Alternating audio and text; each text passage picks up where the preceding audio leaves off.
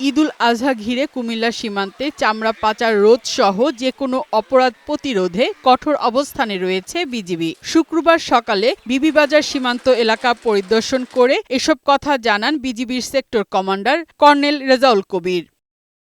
মৌলভীবাজার সীমান্ত এলাকায়ও চামড়া পাচার ও পুশিন রোধে বিজিবি কঠোর অবস্থানে রয়েছে বলে জানিয়েছে ৪৬ বিজিবির অধিনায়ক লেফটেন্যান্ট কর্নেল এএসএম জাকারিয়া।